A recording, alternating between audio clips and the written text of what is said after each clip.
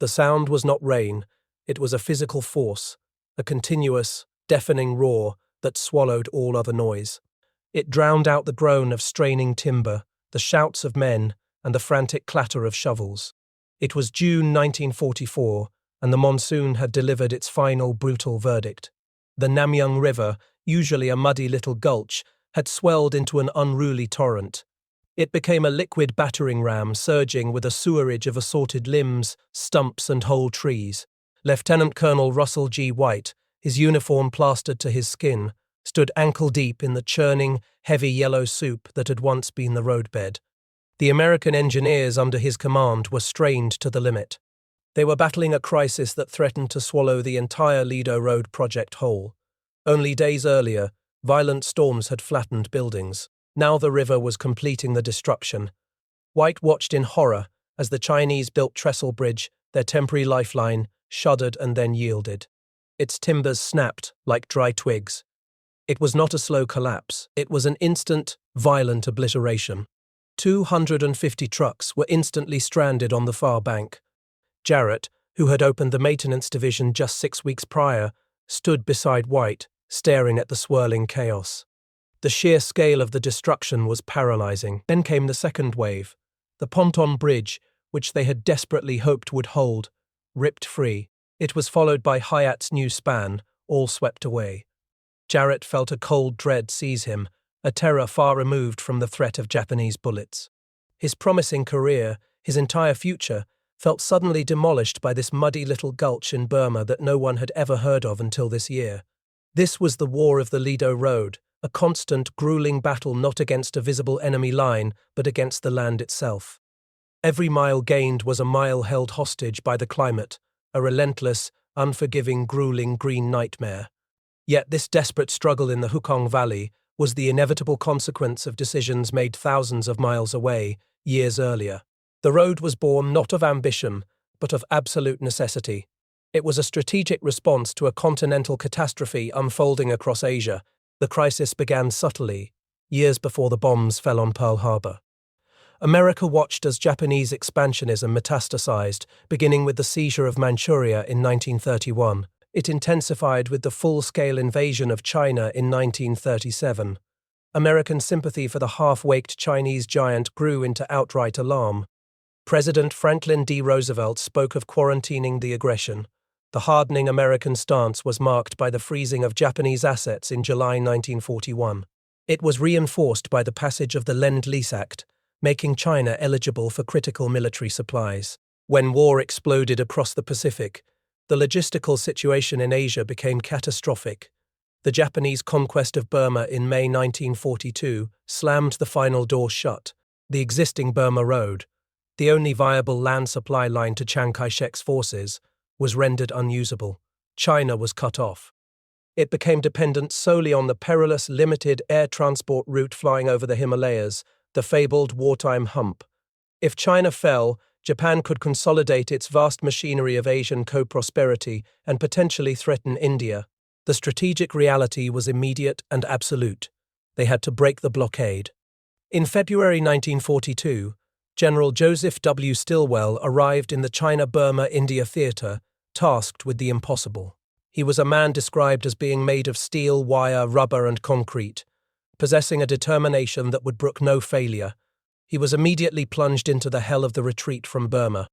He watched his forces and the British take a hell of a beating.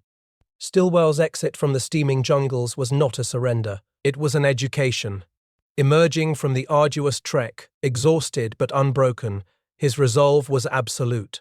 He famously declared that they had gotten a hell of a beating, and they ought to find out why it happened and go back. For Stilwell, the plan to return and to reconquer northern Burma had a single, fixed point: the road, the Ledo Road, extending the U.S. logistical chain all the way from San Francisco, was the driving force of his entire operation. It was the only way to supply the massive ground forces needed to fight their way back in. It was the only way to permanently supply China. The monumental undertaking began in late 1942 at Ledo, India. This small outpost was rapidly transformed into a sprawling military base. Initial agreements were hammered out between Stilwell and the British command, prioritizing the reconquest of northern Burma. Lieutenant General Raymond A. Wheeler, Stilwell's chief of staff, was tasked with overseeing the execution. He appointed Colonel John C. Arrowsmith as his chief engineer. Arrowsmith was impatient with bureaucratic delays and warnings of slow progress due to reliance on manual labor. He insisted on immediate action. On November 10, 1942, he radioed Wheeler, declaring he would get the job rolling if he had only one man. President Roosevelt, recognizing the urgency, gave the Ledo Road top priority just weeks later. The first engineer company arrived in December 1942 and quickly realized the true nature of their assignment. This was not the exotic green wilderness of their imagination. It was an ageless confusion of tangled, matted undergrowth, tall and dark and silent as death. The Patkai Mountains, which they first had to cross, were the ancestral home of the leech. These creatures lurked on the ground or dropped from overhanging shrubs, leaving the soldiers fearsome sights with blood streaming down their arms and legs. The jungle was pitch dark by 4 p.m. The young engineer soldiers, facing shortages of everything from metaling for the road surface to adequate sleep, endured a life of bad coffee and tropical fevers. They constantly questioned how they ever came to land on this job. The initial assumption of a relatively short route to Xingbuyang proved a lie. The rough-and-tumble mountain terrain beyond the border, with constant side hill cutting and steep grades, stretched the distance to 135 miles. The D4 bulldozers, light for the kind of work involved, fought tooth and toe nail against the thick walls of living cane. Only the D7 bulldozers, of which they initially had only 2, were truly capable of handling the terrain. The engineers learned quickly that their tools were not just their machines, but their wits. They had to prioritize speed over meticulous engineering. They adopted a system where leading equipment cut the trace immediately, followed by grading and graveling crews. This was a shoestring war fought against the jungle, a constant race against time and the looming threat of the monsoon. It was the same enemy that would, 18 months later, erupt and threaten to swallow the entire road at the Namyang River. The curtain had gone up on the greatest and most challenging roadshow in history. The Ledo Road, a strategic lifeline, was born into a world of skepticism. British commanders, citing decades of experience in the region, characterized the task as practically impossible. General Sir Claude Auchinleck insisted that the campaign would fatally overstrain the Indian transportation system and economy. This pessimism, fueled by the no-can-do boys at GHQ India, translated into a climate of passive resistance that permeated the early stages of the project. For the American engineers who were tasked with turning a jungle track into a military highway, this meant fighting a war on 2 fronts. They fought against the unforgiving environment, and they fought against the bureaucratic inertia of their allies. The reality of this so-called shoestring war struck the American engineers immediately. Even though President Roosevelt had given the road project top priority, the China-Burma-India theater remained little more than a low-priority backwater in the global conflict. Chronic shortages plagued the engineers from day one. The essential D7 bulldozers, the only machines truly capable of tackling the steep Patkai slopes, were constantly prone to catastrophic breakdowns. Mechanics were forced into a desperate process of cannibalizing parts from one machine just to keep another operational. They maintained the fleet with what they grimly joked was nothing more than baling wire and chewing gum. The spare parts system itself was primitive, lacking any basic stock recording. Materiel shipped from Calcutta often took more than a month to arrive, frequently damaged in the rehandling process. The human cost was immediate and palpable. Malaria rates in Upper Assam were universally acknowledged to be the highest on Earth. The soldiers endured the relentless attacks of leeches, ticks, sandflies, and the constant, debilitating threat of tropical fevers. The jungle was not just an obstacle to be bypassed. It was a living, teeming enemy determined to kill them.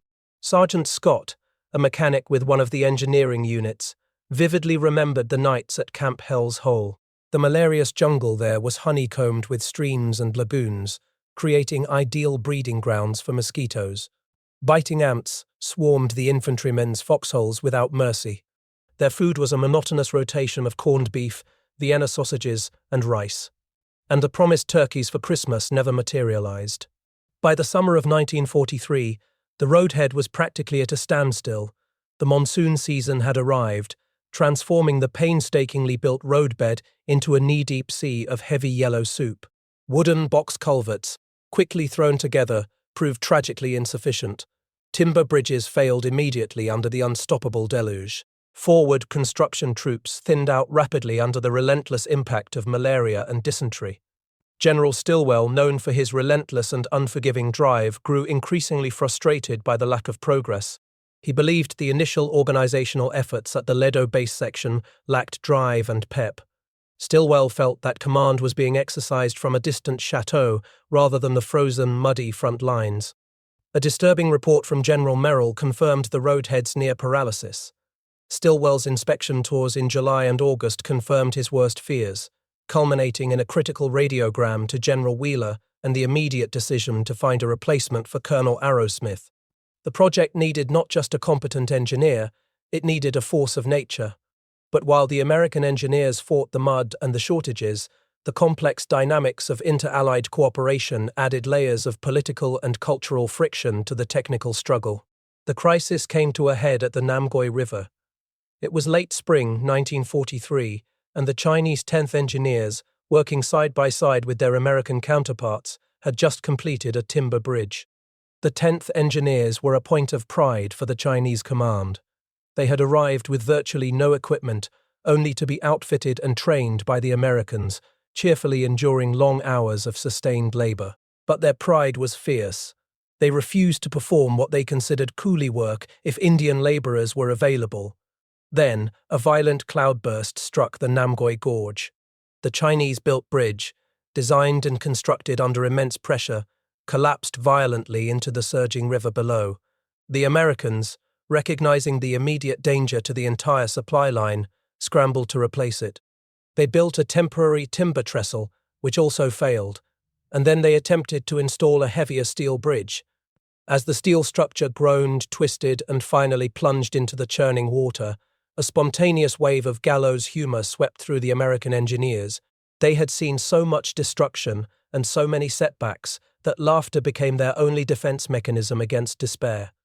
General Lee of the Chinese 10th Engineers arrived at the scene. He was enraged, seeing the American laughter not as a reaction to their own shared failure, but as a deliberate, calculated mockery of the Chinese effort. "It is the American way to mock cruel fortune with laughter," General Lee thundered, his face dark with indignation. He threatened to secede from the project entirely, pulling his men out of the joint effort. The diplomatic challenge was immense, threatening to fracture the fragile alliance upon which the entire Ledo Road strategy rested. Lieutenant Colonel James W. Sloat, one of the leading American engineers, stepped forward. He recognized the profound cultural chasm dividing them. He explained that the laughter was not directed at the Chinese failure, but at the sheer, overwhelming power of the Burmese jungle which kept humiliating them all, regardless of nationality.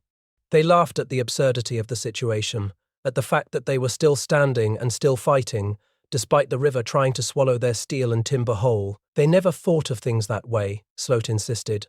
General Lee, watching the Americans wade into the river to organize salvage work, conceded the point. The crisis was diffused, but the incident was a stark reminder that the road was as much a diplomatic tightrope walk as it was an engineering feat. The turning point came in October 1943. Following the Quebec Conference, which reaffirmed the road's strategic importance, Stilwell moved decisively to reorganize his services of supply. He needed a commander who could match his own determination. In stepped Colonel Lewis A. Pick. Pick arrived in the theater with a formidable reputation, earned through his expertise in flood control, a hobby he referred to as licking floodwaters. He was a man of immediate action and unwavering self-confidence. His first act as commander of Base Section 3 was to institute strict, round-the-clock schedules. "From now on, we're forgetting this defeatist spirit," Pick declared, his voice cutting through the damp air of the command post. "The Ledo Road is going to be built, mud, rain, and malaria be damned." He immediately sought out Stilwell, making a bold, simple promise. "I can't build you a jeep road, but I'll build you a military highway to handle truck traffic." Stilwell, who had been worn down by months of setbacks, simply replied, "Okay." Pick, who would soon earn the nickname Uncle Lou, embodied the renewed surge of optimism and resources that coincided with the end of the worst monsoon. The target date for a jeep road to Xinguoyang was January 1st, 1944. The engineers, now under a leader who demanded progress, not excuses, began to push forward. The grueling green nightmare remained, but now the men felt they had a leader with the steel, wire, and concrete to match Stilwell's own determination. The race to Xinguoyang was on. The man with the stick arrived in the jungle and immediately changed the cadence of the war. Colonel Louis A. Pick wasted no time on pleasantries or pessimism. His arrival coincided with the merciful retreat of the monsoon, and he was determined to leverage every single dry hour. Where his predecessor had been criticized for commanding from a distant chateau, Pick was everywhere, driving his road gang relentlessly. He forced the implementation of round-the-clock day and night schedules. His philosophy was simple: speed over scrutiny. When Colonel Truitt, one of his lead location engineers, hesitated over a minor alignment issue near Chinglo Hill, Pick's response was characteristically blunt: get lost. Grades were often eyeballed due to the sheer lack of time and surveyors. When a defective clinometer allowed for gradients steeper than regulation, Pick accepted the risk, knowing it saved crucial weeks. The target, set by General Stilwell, was a jeep road to Xinguoyang by January 1st, 1944. Pick was building a military highway, and the jungle was finally yielding to the force of his personality. The advance was a desperate, competitive scramble. Colonel Pick's mandate transformed the race to Xinguoyang into a visceral, life-or-death challenge. This was a brutal 103-mile push through the Hukang Valley, a region of swampy, enemy-infested jungle where progress was measured in mere feet, not miles. By mid-November, the engineers hit their first major physical milestone. Reconnaissance reports, often filed under heavy rain, finally paid off. The roadheads north of Namlip linked up, with Company C of the 45th Engineers pushing through the last stretch at a record-breaking pace. The heavy machinery was constantly pushed past the breaking point. The smaller D4 and TD6 tractors groaned under the strain, while the essential D7 and D8 models were in constant need of repair. Through the jungle nights, mechanics labored under the primitive light of buckets of diesel oil, with ignited wicks, somehow keeping the vital engines firing. By the end of November, the 330th Engineers entered Nathka, 92 miles from Ledo. The jungle fought back with full force, boasting 150-foot tall trees, whose green wood weighed up to 85 pounds per cubic foot. Every operator had to fight tooth and toenail against the tangled living growth. The climax of this initial push arrived in late December 1943. This was the legendary race to Xinguoyang. The air hung thick with humidity, even as the calendar ticked toward Christmas. The engineers, their faces smeared with grease and sweat, had not seen a full night's sleep in weeks. Xinguoyang, the small Naga headhunters' village destined to become a vital supply base, was finally within sight. The final obstacle stood at milepost 65, a massive, stubborn stump, a fortress of wood and root embedded deep in the earth. Hundreds of engineers, black troops, white officers, Chinese laborers, and Indian porters had gathered, the air crackling with anticipation for the completion of heavy grading. A powerful, armored D7 bulldozer fought the earth, its tracks churning the clay, but the stump simply refused to move. The order came down: blast it.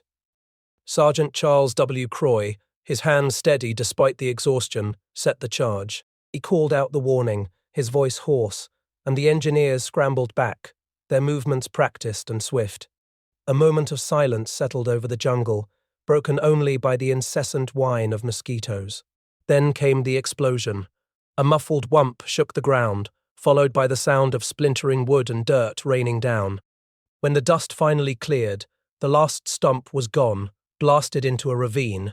A collective, raw, hoarse cheer erupted from the hundreds of men. The grading was complete, and the road had reached Xinguoyang. General Stilwell, recognizing the immense psychological and logistical victory, immediately moved his command post to the newly established hub on December 21st. Colonel Pick had delivered on his promise. By February 15, 1944, a two-lane gravelled road stretched all the way to the burgeoning base, which now featured a vital supply depot. But the road was not just a supply line, it was the spearhead of the Allied counter-offensive. As the engineers pushed forward, they blurred the crucial line between construction and combat. This was no longer just a road show, it was a war.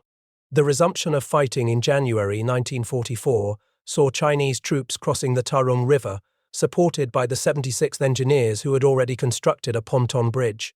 Other engineers ferried supplies and men across the Tainai River. The engineers were now forced to build the combat trail, a narrow, rough track ahead of the main road, designed specifically to support tactical operations. The First Provisional Tank Group, many of whose soldiers had never touched automotive machinery before, led the advance down the newly opened track. The jungle, however, remained an active battlefield. The engineers were not merely building near the front, they had become the front. In early March 1944, the push toward Mengquan and Wallabum intensified. 2,000 enemy dead were left around these locations as the Japanese forces retreated. The engineers were constantly exposed, working in swampy, enemy-infested jungles where every step was a curse and a trip hazard. The most intense convergence of engineering and combat occurred near Tai Pagar. The mission there was to build a forward landing strip, vital for supporting the advancing troops, and Merrill's marauders, who had begun their long-range penetration mission from Ledo just weeks earlier. Captain Paul J. Bamberger's men were tasked with the airfield construction. The site was immediately under enemy observation. The air vibrated with the sound of incoming fire. Japanese artillery and mortar rounds began crashing down around the perimeter, shaking the ground and sending plumes of dirt into the air. This was construction under fire. Bamberger's crew, operating D7 bulldozers and scrapers, refused to stop. They worked with a frantic, desperate focus, the smell of cordite mixing with the exhaust fumes of their heavy machinery. They were building a runway 4,900 feet long and 160 feet wide. They built it in 14 hours. It was a feat of resolute conduct under fire that General Stilwell himself later commended. Farther forward, near Nangamgar, a detachment of the 45th Engineers was engaged in a harrowing week of combat engineering. They were clearing and grading under continuous sniper fire and the constant threat of machine gun nests. The scene erupted one afternoon when a Japanese machine gun position zeroed in on an armored dozer. Tracer bullets struck the machine, setting the exposed oil and fuel instantly ablaze. The dozer was instantly engulfed in flames, a massive, burning hulk threatening to block the entire advance. Sergeants Charles Fitchett and Frank Cobb, along with Corporals Charles W. Croy and Norman L. Remus, sprinted toward the inferno. The heat was immediate and searing, forcing the men to shield their faces. They were not infantry, they were mechanics and operators, yet here they were, fighting a fire in the middle of a shooting war. Ignoring the persistent crackle of enemy small arms fire, they worked desperately, pulling fire extinguishers and dirt onto the blaze. The air was thick with the smell of burning rubber and oil. The struggle was daring and successful. They extinguished the flames and saved the machine, an act of sheer grit and initiative that earned several men the Silver Star. The engineers were proving that the road job separated the men from the supermen, not just in their capacity to move mountains of earth, but in their willingness to fight, bleed and die for every yard of progress.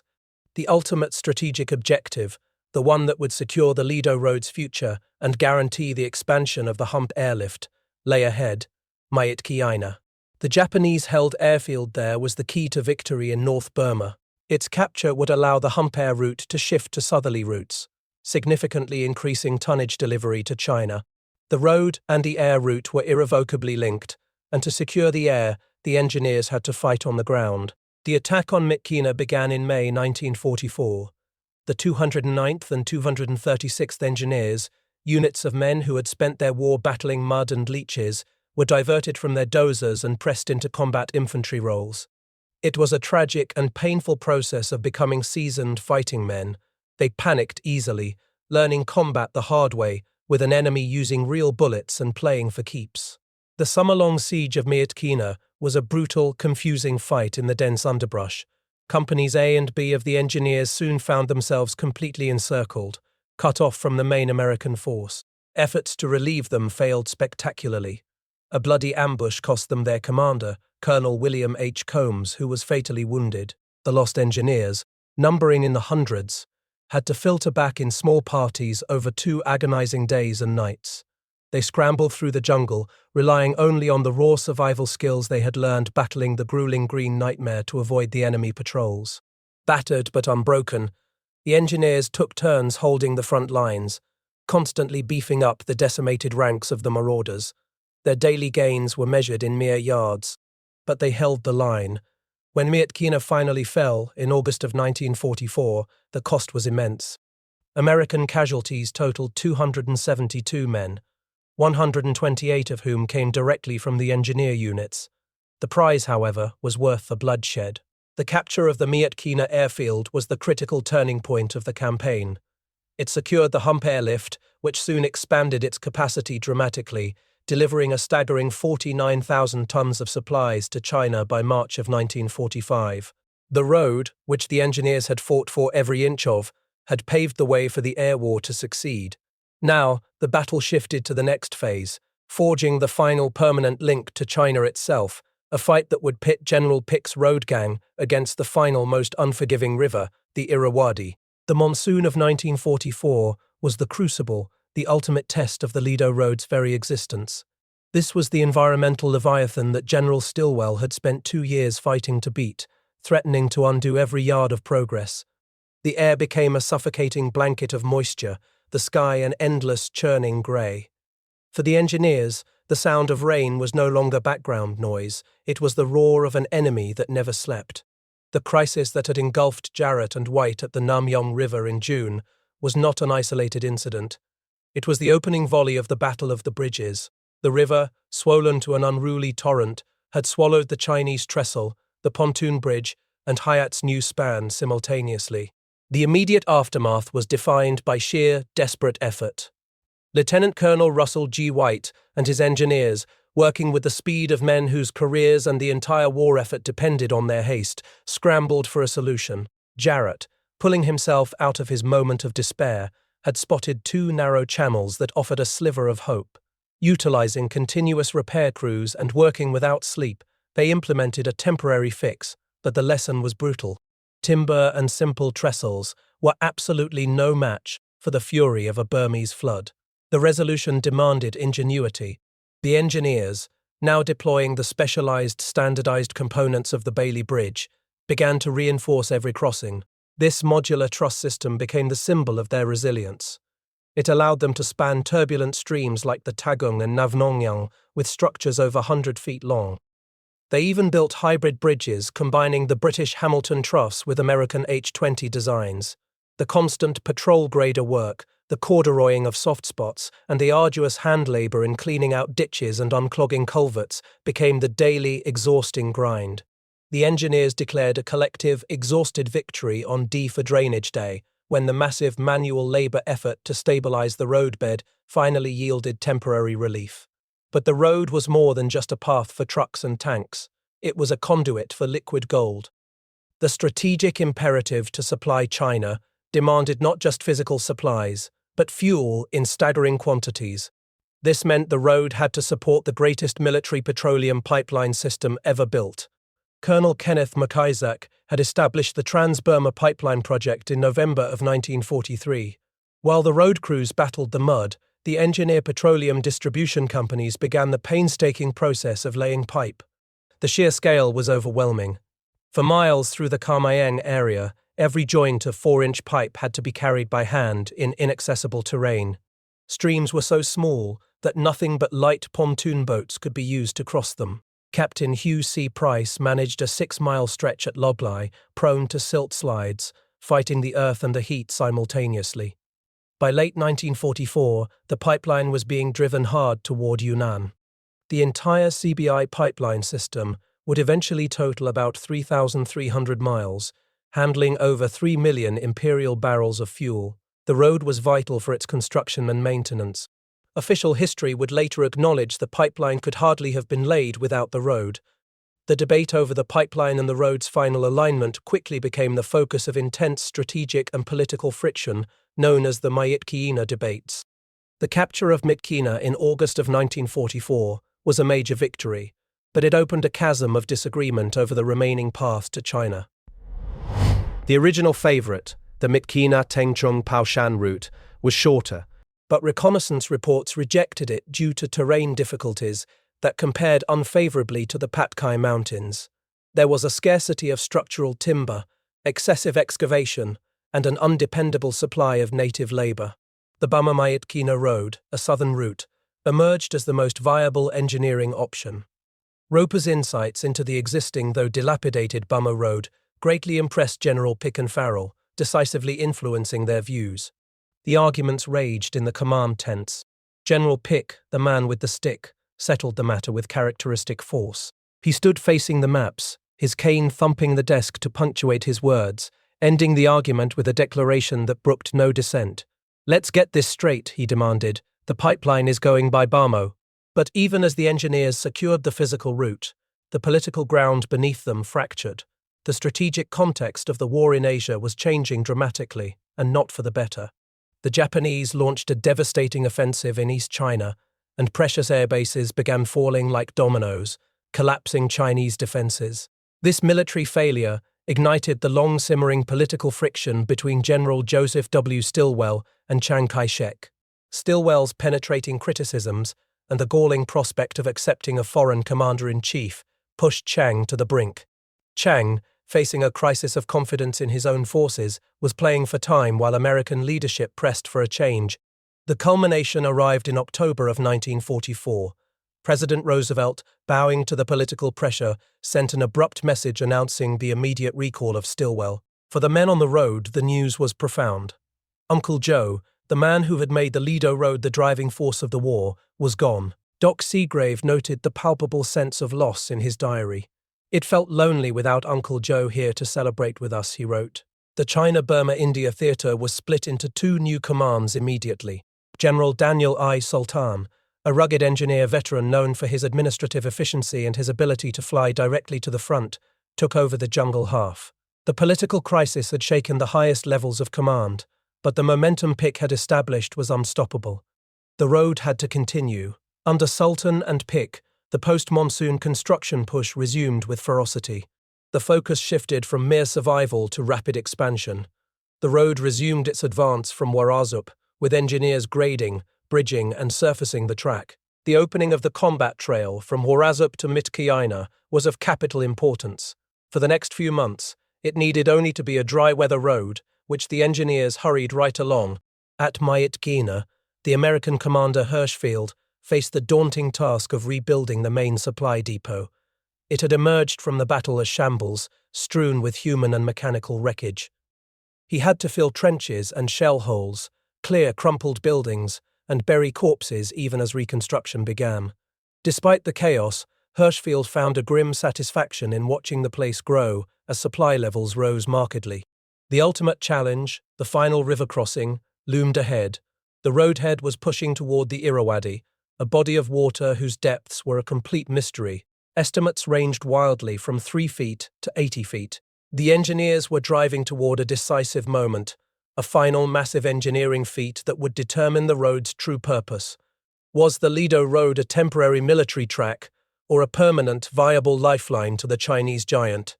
It was built on ingenuity, resilience, and the relentless drive of men who were determined to prove that mud, rain, and malaria could, indeed, be damned.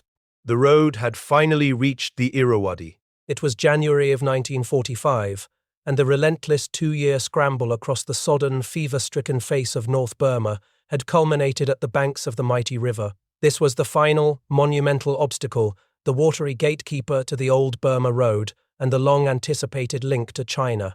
The Irrawaddy was no jungle stream. It was a formidable churning expanse.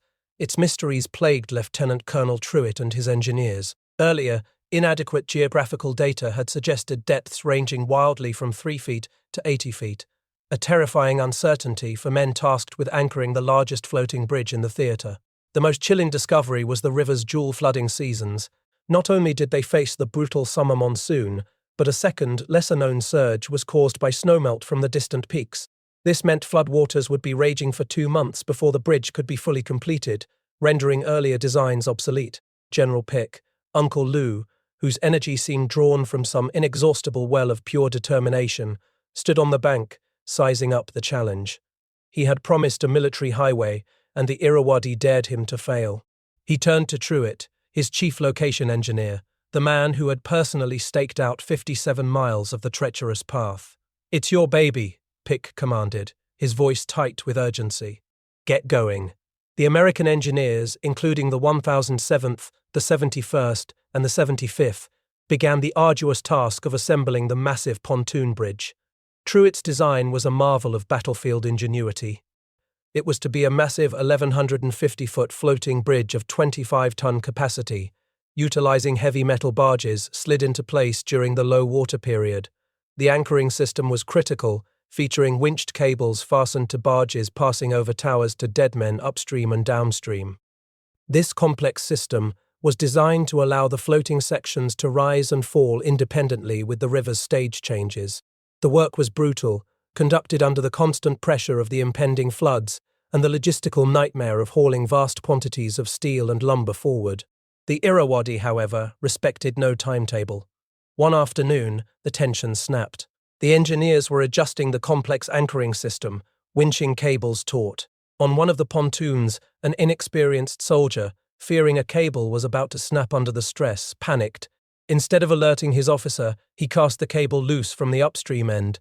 The massive barge, instantly freed from its mooring, slipped downstream 3 feet before catching with a grinding, terrifying shudder on the bridge structure.